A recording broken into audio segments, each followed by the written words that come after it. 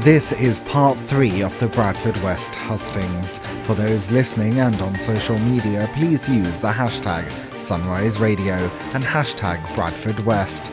For those that have not registered to vote yet, please do register online at www.gov.uk/register-to-vote. Before I hand it over to Harry, I think Mohammed Iqbal has got a question that's aligned to what Amjad asked. Could you ask your question and then I'll invite Harry Boota to respond. I thought I was having a nightmare yesterday when I saw Tony Blair address the European question. But it is a question to do with Europe and it's relevant to Harry, but I'd be interested in other participants' views. More than 350,000 jobs in Yorkshire depend upon trade links with the European Union. Just 1% of Britain's business leaders support withdrawal from the European Union. Voting for UKIP will be economic suicide for Bradford businesses. Do you support withdrawal from the EU? Easy question for you, Harry. Easy. And the answer is, of course, yes. The recent studies have highlighted that we will prosper out of the EU. Naz has been saying about funding not being made available to people. If we're out of the EU, we're paying £66 million every single day into the EU. We are paying £1 billion per month to the foreign budget, and we have got people living rough. We've got businesses struggling. We can't invest in our own economy, in locally and nationally. And we seem to borrow money. They seem to borrow money, all these left, right, red, blue, etc. They borrow money to give away. It's our money. It's our money that we forget that they don't have any. Government doesn't have any money. It is all ours. So whatever they give away, whatever they make pledges abroad or with any other nation, it is your money, it is my money that they're giving away. And we allow them to do it. And we are struggling. When are we going to stop this? When are we going to wake up and say, look, stop. Let's invest in us first. Let's invest. Everything is underpinned by education. Whatever you do in life is underpinned by education. Let's improve our education systems. Let's plow wherever we need to divert funds from abroad into our education systems. Let's bring back the models that worked, grammar schools that worked. Then we can go into our enterprises because the people will be skilled and given the necessary grounding to be entrepreneurial, like I am, which I am going to now design an oil. It's called Go Away, No, Galloway. sorry, I'm massage not oil. going to allow that. No, Mr. Harry Boota, I will not allow it. You can talk about the enterprise, but you are not using this to advertise. George, that's all. No. Okay, so the thing is, I wanted to ask you a follow-up to that, actually. The net worth of migrants to our country is 25 billion. That is the amount that they bring into our economy. We can massage the figures, whatever we like. You know, you can massage the figures. This was a UCL study. It was a UCL study. I can give you as many studies as you like to counter that. We will be better off out of the EU. Our job prospects are better for our children, for us, out of the EU. Yes, it is. And we will prove that that is the model that we should have. That's what we should adopt. Get out of the EU first. Yeah. I'm going to ask the audience a question here by show of hands. How many of you think that we should stay in the EU? Show of hands, please. Could you put your hands down, please? Just so that I'm clear, how many of you think that we should come out of the EU? 77% of the national poll, 77% of the national poll would like to come out of the EU. Right? This is... If no, Mr. Boota, very quickly, make your point in the next 2 sentences, and then I need to go to Mr. Galloway. And I've just said, the 77% of the national poll, if you have a referendum today, 77% of the nation wants to come out of the EU. And that's what will happen. Mr. Galloway. If you want to massage the figures, Harry's got a nice line in oils that can help you. It's not even snake oil. I was going to bring one for you, actually. It's too pathetic for that. Harry, this is so painful, man. This is so painful. I can make it better. It's excruciating. It's I've got the oil to make excruciating. it less painful. Yeah, can we move on with the Seriously. point, please? You seriously putting yourself in front of these people and asking them to make you an MP? Yes, I mean, they really. will. They will. 77% of the people, he says, want to withdraw from the EU. Yes. Now, as a massaged figure, that's just about as massaged as it can get. 99% of the people in this room think that it would be absolutely insane to leave the European Union, and how anybody can come for election in West Yorkshire, where hundreds of thousands of jobs depend on our trade with the European Union, is simply being The trade, ridiculous. as you know, the trade will still remain, as well as you know that very well. We will Thank still you. be trading I with think, our Mr. Boota, the with point our- is that, we did take a straw poll. I know this might not be representative of Bradford West, but the consensus here is that at least this audience would prefer for us to stay in the EU. Yeah. I'd now like to go to Mitch, who has a question for you, Celia. Hi there, my name's Mitch McTuff. I'm a master's student at Bradford University. I hope there's a few more students here. Nobody? Okay, fair enough. I'm the only guy. Yeah, okay. So this is for Celia Hickson. The Greens are the natural alternative for the Liberal Democrats. You, the Greens, are against the HS2, fracking, and tuition fees, seemingly environmentalist in nature. My question, of course, is the fact that the LibDems' recent manifesto priorities, they committed the party to 5 green laws. If yellow is the new green, why should anyone vote green at all, as your party does not have a chance of being in the government? We are a minority party. Yes, I will agree with you totally on that. We've been around a long time. We're slowly growing. We're the 3rd biggest party in the country in terms of membership. We have two MEPs and an MP, and we've had our national leader on the national debate. What is the point of the Green Party? Well, we have many differing policies from the Lib Dems. We are looking to improve the economy through a huge number of policies around generating jobs through microgeneration and insulation and making homes and communities better places to live. We're against HS2 simply because we don't think that 20 minutes off a journey time is worth £62 billion. We should be connecting Leeds with Manchester. It takes 45 minutes. We could be halfway to London in that time. We need to be thinking about how we as the northern powerhouse pull ourselves together and make things better for our communities up here. The Lib Dems, love them to bits, but actually, they have policies that we don't agree with. We want to scrap Trident. We don't think £100 billion worth of investment in nuclear weapons is a sensible thing to do. We're the party of peace. We have educational policies that are striving to get only 20 children in each classroom by 2025. We've got a manifesto that's fully costed. We're completely at odds with the Lib Dems, I have to say. They may have some green policies. In fact, all the parties have some green policies, but none of them are as green as ours. And, we're a rising force to be reckoned with. And whilst the Lib Dems have 50 MPs at the moment, we may not be in that position after May the 7th. And I'm hoping that there'll be green MPs from all over the country. The next question is an anonymous question, so I'll have to read it out. And this is for you, Alun. What's the point of the Lib Dems? You reneged on your key promise to get rid of tuition fees, and you supported austerity measures that have done places like Bradford so much harm. Right, I was looking forward to tuition fees to come up. I'll let everybody into a secret. We didn't win the election last time. We got 50 MPs, and we managed to get in about 75% of our manifesto, including some very important green measures that have taken place. So perhaps just reverse to the last question. You can't get everything you want in life in government, but if you actually want to get some practical green measures in, the Liberal Democrats have shown they can do that and will intend to do that again. But I think I must address the question of tuition fees. I didn't actually sign the pledge about not introducing tuition fees. I don't claim that's because I'm particularly prescient or clever or thought ahead. I just don't think anybody actually bothered to ask me, so I never got around to doing that. We didn't win. The party policy remains that we would like no tuition fees. However, we didn't get the opportunity to bring that forward. What we did do in negotiation, and we could have sat on our hands and let the Conservative policy on tuition fees go through.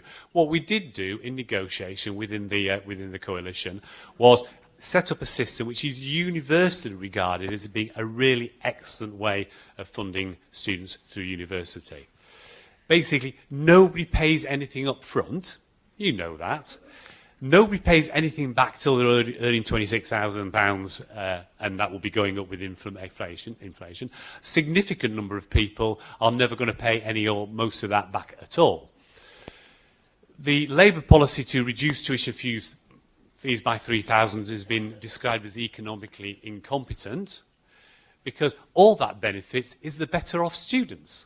The better off students, who are the ones who are going to earn more, will pay off better and will have more of their money when they've paid off the fees. The less well-off students won't. It's a stupid idea. It's just a headline grabber. Right, thank you.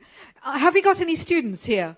I'm going to ask yes. Well, how would you respond to him as a student? And just tell us where you go to university, please. I go to Leeds Beckett University, where I'm studying international relations and peace studies. I think clearly what the LibDems did, and it shows what they're doing now in this election, that they've been very quiet on these two issues, particularly the issue of the fees, and of course the issue of detention of immigrants. Those are the two issues that they ran on the last elections, and they stirred up a lot of excitement. But they've been very quiet on those issues this time around. And to me, that demonstrates the hypocrisy, of the party. That clearly they're just more interested in getting votes, and so therefore they will do what it takes to win elections, and they'll drop the issues that they promise at a go. Thank you. Clearly dissatisfaction from a student, but I need to go on. Can I ask how much you paid to go to university? How much you actually paid? How much you've handed over to go to university? The point is your party made a promise. When you got the opportunity to keep that promise in government, you dropped it. So if I was in your party, then maybe I would do something different. All right. Harry Boota, want a quick response from you, and then I'd like to go to two other questions. I just wanted to tell you what the UKIP policy on tuition fees is, that we will abolish all tuition fees on science, technology, engineering, mathematics, and medicine degrees, okay? So we are creating a two-tier tertiary education system. That would be UKIP's policy. We're starting at that point where the STEM subjects will be, there'll be no tuition fees for those. What, with a view to actually abolishing it altogether? Completely, yes. Thank you. Okay, I'm going to take two questions next, one from Anne-Marie and Kath. Anne-Marie and Kath. So, as a Disabled People's Forum, we put these questions together as a group, and we decided on the best questions to ask. Disabled people are increasingly being required to contribute to the cost of disability services and care that were once free. They cannot afford this and are being denied the opportunity to participate fully in the community. What do you and/or your party intend to do about this? Can I also ask Kath to ask her question? I'd just like to ask, what will your party do to improve services for people with mental health problems? For example, Mind estimated 100 people a day with mental health problems are having their benefits sanctioned, and many people in crisis are unable to access inpatient care in the district, where are aware of examples of people being sent to hospitals in London. Thank you for those two questions. Right. Can I start with you, George, in your response to those questions? I think, for me, this is one of the most important issues that we face. I came into politics because I believe in, as I've said, trying to improve things for people. I don't just say that, for the better. And that includes the most vulnerable, of whom disabled people are clearly a large part of that. The spare room subsidy, bedroom tax, whatever you want to call it. I mentioned to you earlier this point about MPs not just being followers of government policy. It is my view that anyone on disabilities should not be affected by that policy. And I very much support the amendment that was passing through the House of Commons before it was dissolved for the election to make that into law. I think one of the other things that strikes me is reforming the welfare system so that it is less complex has to be a good thing, because the number of complex, when you look at it, the number of different payments and different schemes make it almost impossible to properly, for either an assessor or for the person who is on those benefits, to be able to make a proper judgment about what is and isn't required. So I think simplifying the system and continuing to invest in those services, these are things that I fully support. A quick response to the issues around mental health. So I have signed the Concordat of the mental health charity Mind. I think one of the things that they are doing is trying to integrate services and better integrate care. And this is definitely something that is a large part of the health reforms generally with NHS England, is to try and improve integration of services so people aren't falling through the cracks. I mean, I know this is something that is quite complex. It's not something that necessarily commands the interest of everyone here who is not disabled, but it is a hugely important issue, and it is something, I give you my word, that I take very seriously indeed. I'm afraid I really disagree with the Tories on this one, because the bedroom tax was bought in under the Tories, and it's affected disabled people the most disproportionately. So the first thing we would do is remove bedroom tax. As a former disability rights advocate, and a very proud activist at that, and a chair of a mental health charity, and we are working in partnership with the Mental Health Concordat in Bradford, I'm very acutely aware of the issues of mental health and disabilities in Bradford. What I will say, in addition to the abolition of a bedroom tax, what we are committed to is developing the work that's already undergoing, improving the access to services, and putting funding where it needs to be put. So actually going out there in the communities, rather than, if you look at the Concordat model, what it does is it brings care into the community, and it takes away from getting people into Linfield Mount, for example, and it brings care closer to home in a more emergency way, in a more holistic way, to respond to people in crisis. I think that's the way forward, and I actively support them. Whether I'm politics aside, I do that anyway. Thank you. The Greens are committed to ending the privatisation of the NHS, as I said in my opening statement. On the mental health issue, 2/3 of the people in this room at some point in their life will suffer from a mental health crisis. It's something that every family will at some point face, and yet only 13% of NHS spending is spent on mental health. The Greens are going to put £12 billion in to reverse the cuts in the NHS, and we're also going to invest heavily in mental health. One of the key things is response times. At the moment, you can spend up to 36 weeks waiting to see a psychotherapist or someone who can help you with your crisis. We'd like to reduce that to 2 weeks. We feel it's vital that mental health is raised up the political agenda. And then with regards to the disabled lady's question, we're going to remove ATOS and its horrendous attitude to disability, and revert to a system where local GPs make decisions about who is capable of working and who isn't. The whole ATOS situation has been a disaster, and virtually every appeal has succeeded. But in the meantime, people have suffered horribly, and I think that's been incredibly unfair. The bedroom tax has been a cruel policy instituted by this government with little respect for people and how they have to live their lives. The chances for people to move home to get a smaller house has been very little in Bradford, particularly given that the housing associations had taken away all the houses that they could possibly have moved to. So people have faced a drop in their income at a time when, things are bad for most of us. Thank you. Yeah, Alun, you winced when she spoke. Oh yeah, I'm just looking forward to having the job of sorting out all the, as a GP, all the questions about who is and who isn't fit and able to work in disability. But to be serious, a couple of quick points. As a Bradford councillor, one of the reasons why Bradford Council took so long to remove support from people with moderate care needs is because the Liberal Democrats fought against that year after year after year. Unfortunately, since Labour have had clear control, the criteria for care support has been removed, and it's now only on substantial need, which is a shame.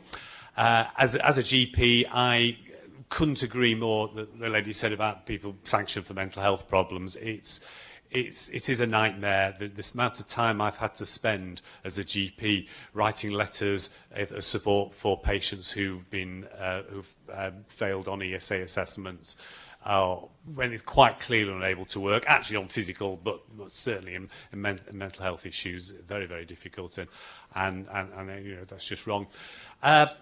One of the most heartening things at our last conference, I was really pleased to see, is the incredible support for the idea of parity of esteem in mental health services, and it's on the front page of our manifesto. We don't see parity of esteem for mental health services, so things like waiting lists to see people with mental health problems are given the same sort of seriousness as the people who are the waiting list for seeing with problems like cancer, and we've got to put 3.5 billion into that. Thank you. Harry? As far as the UKIP policy on the mental health, let me just tell you that our the disability spokesperson is Star Etheridge, and she is a disabled person herself.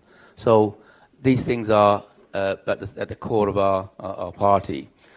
We've pledged to put £3 billion into the NHS every year, and out of that 300 million is earmarked towards the disability and mental health issues.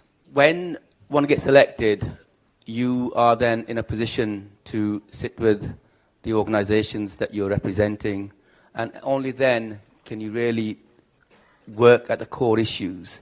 And that's what I will be looking to do once elected, is to sit down on the table and find what the core issues are, and then use the ability of your MP to make available all the things that's needed to make life better for us all. Thank you. Mr. Galloway. Labour introduced ATOS. This hated, vile, punitive, witch-hunting agency was introduced by a Labour government. Nothing could more sharply illuminate how far Labour under Blair and Brown has wandered from its original roots and ethos. ATOS is a hated institution, almost like a kind of occupation army in the lives of disabled people. And nobody imagined that ATOS could get worse until they saw Ian Duncan Smith. The Tory government is secretly planning further cuts to carers and to disability benefits. We know that, they know it, but they won't tell you until after the election. They are witch-hunting disabled people, witch-hunting unemployed people, witch-hunting minorities, witch-hunting anyone that can divert attention from the real culprits and the real problems in our country. ATOS needs to be scrapped. The bedroom tax has to be scrapped. It took Labour 4 years to come, 4.5 years actually, to come to a decision that they were in favour of scrapping the bedroom tax. We were against it from the beginning. But my last point, because I know you're anxious, Ratna, is this. I hurt my ankle playing football in the back courts of Manningham 2 weeks ago, and I limped a little as I came into the meeting. No one here would stigmatise me because of that injury. Yet too many people stigmatise those suffering from mental health problems, as if it was somehow their fault. George, I just wanted to ask you one last question. We know that there are going to be 12 billion in welfare cuts, and the Tories have said that they're going to be 12 billion. Don't you think we deserve to know where those cuts are going to fall before the elections and not after? I think that parties need to be as clear as possible where the cuts will come from. I can't say. I am not the government. One thing I want to say, however, which has become increasingly clear as the evening has progressed, is how easy it is to wish for things. I can say now, on this platform, with no elected power, I want to see an end to world poverty. I want an end to disease. I want an end to low standards in education. I want an end to disability, for heaven's sake. I can say all of those things, and it means nothing. The reason governments Thank you. The reason governments... Take it where you get it.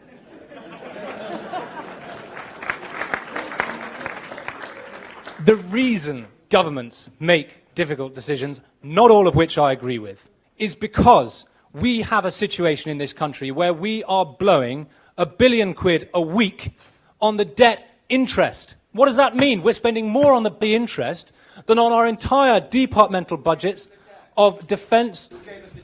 Everyone. We had the banks were lending money like no tomorrow. I'll come back to you Gordon for a response. Brown was spending money like a drunken sailor on shore leave. You had people taking out mortgages they couldn't possibly afford. So my point is this. In unbelievably constrained economic circumstances, there are inevitably difficult decisions to be made. People in power have to make those difficult decisions. People like Mr. Galloway can sit on the sidelines and criticise all they want, because they don't ever actually have to take responsibility for a single thing. Thank you. I'm going to invite two very quick comments on that. Neil, you mentioned you wanted to come in, and I think the gentleman there, just two. Sorry, Paul wanted to come in too. Quickly, Neil. Just wanted to say that the wealth of the richest people in the country has doubled since 2010. We're not broke. Paul there. I've just got one thing to say, really. So me, as a disabled person, has to pay for the misfortune of having bankers as we have, of having politicians as we had, because of having others who made decisions to take my money away because they were the people who knew. And the gentleman with the hat, and that'll be the last comment. Adrian Longthorne, former councillor in the Labour Party, but not anymore. Do you know how the monetary system works? I've got a question penciled for later. It might not come up. No, we're finishing. This is the last comment, so please make your comment. Do you really know how the monetary system works? Do you know why people are in debt? Because I really worry about Tory prospective candidates. I'm worried about Tory MPs. And I'm really worried about George Osborne, because he simply does not appear to understand. We've come to the end of today's session, and Alun, can I invite you to give a 2-minute summary in terms of what you want to tell the audience based on what you've heard today? Thank you. I just want to spend the last couple of minutes just covering a subject that hasn't come up, something I feel is very important. As I said in my introduction, I'm an NHS general practitioner. I've been doing that for 30 years. And to be honest, if you put me on a rack and made me choose between being a GP and being a Liberal Democrat politician, I'd go to being a GP. I want to say this about the NHS, because a lot of people will tell you different. Our NHS is not broken. People will say it's broken, it has to be changed, something has to be done. It is not broken. It is the most efficient, most effective NHS, most effective health system in the world, certainly in the Western world. And there's nothing wrong with it. The problem with the NHS is lack of investment.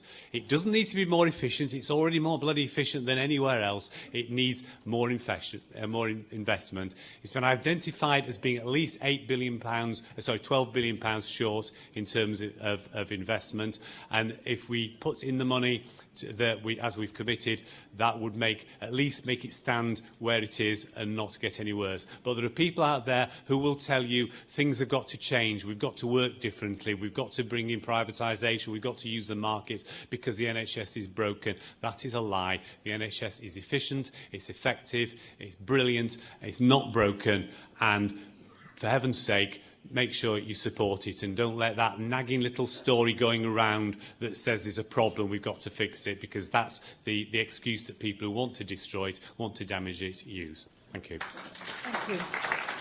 Celia? What an interesting evening. I'd just like to say that the things that have come out of this evening for me have been around leadership, around how we get Bradford West to be trumpeted in the north of England as a place where people want to invest. We need to think about the future of our city. We have a very young population that's ever expanding. We also have an elderly population which needs our care. As a Green Party, we will invest heavily in the NHS, which is an important part of our society. Education in Bradford, we've heard, it doesn't do particularly well. There are models out there where we can learn from and improve. We need to think carefully about how we move forwards. over the next period of parliamentary time. I believe that the Green Party offers solutions that can be embraced by everyone. Thank you.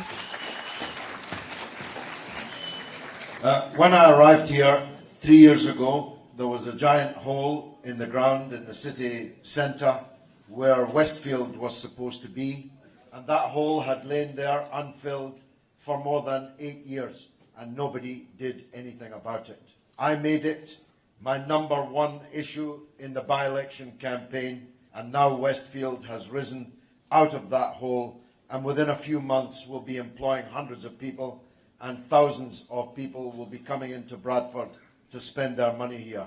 When I arrived here 3 years ago, the Odeon was shrink-wrapped and crumbling and falling down, and the council wanted it to fall down so as not to have to knock it down, so we could have a second hole in the city centre to match the other.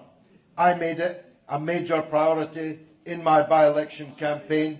We won a landslide majority. The Odeon has been saved. The government has stumped up the money, and soon it will be another jewel in Bradford's crown. No sooner had I got here 3 years ago, but George Grant's government, and your government, sir, because both of you are strange bedfellows, no doubt, but bedfellows nonetheless, announced that you wanted to close the National Media Museum, Bradford's only national institution. Ed Vasey, the Culture Minister of the Conservative government, congratulated me from the dispatch box for the campaign. He said I had led, which saved the National Media Museum. 5 more years, that's what I'm asking for.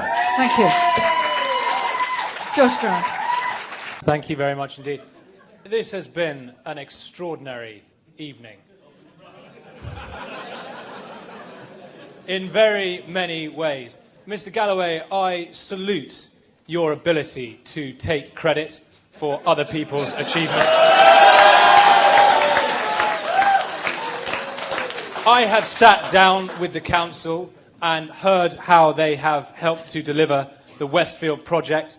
Like the other things, it was the Conservative and Liberal Democrat government working with the local council. I do not know where you came into that project. You've mentioned the Odeon. You've said again that the government was involved there. We have to get real, okay? This is an election where you need to have an MP who will actually be able to do something for you. George has said himself, I don't ever vote in Parliament because I never agree what any of the parties say. No, sorry, I almost never vote in Parliament because I almost never agree with what any of the parties say. You cannot have influence as just one man. We all know that.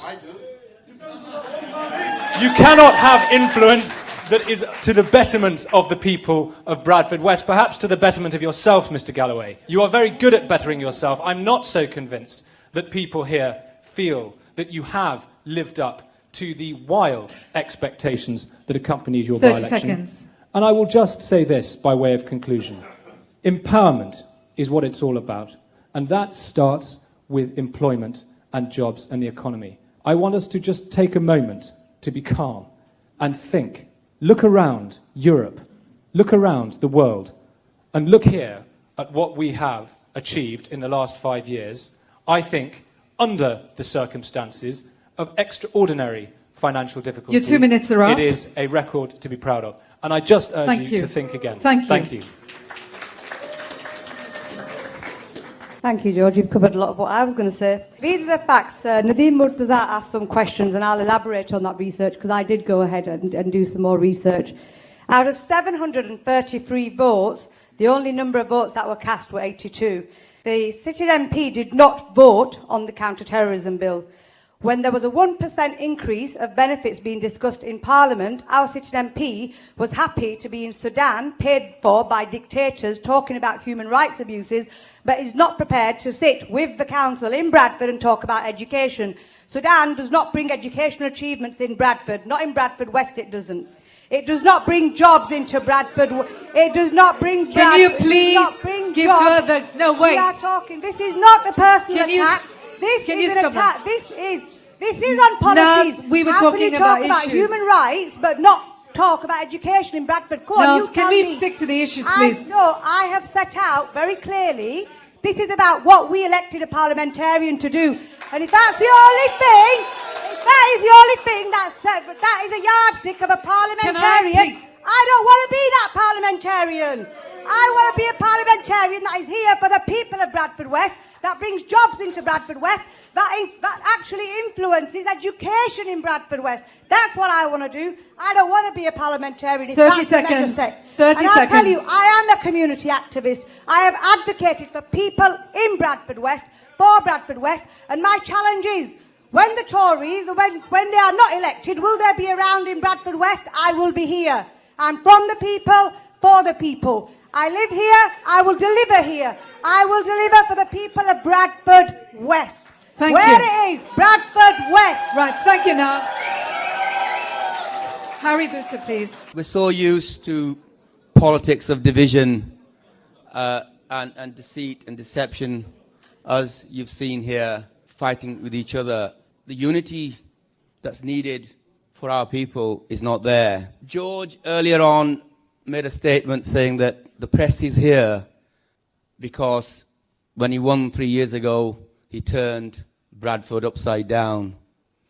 I'm here to turn it the right way around again and and put it the right way up. What 30 seconds. What Bradford needs is someone who's lived a life amongst everyone in the UK without sounding, what Bradford needs is a unifying force, not somebody who has divided communities. I have lived amongst everything. My children are mixed race, and so I am very qualified. You're 2 minutes are up. To unite us. Vote for me, 2 vote minutes for are up. Harry, and let's Thank have you. a new MP under the purple banner. That was the third and final part of the Bradford West Hustings that took place on 8th April at Carlisle Business Centre.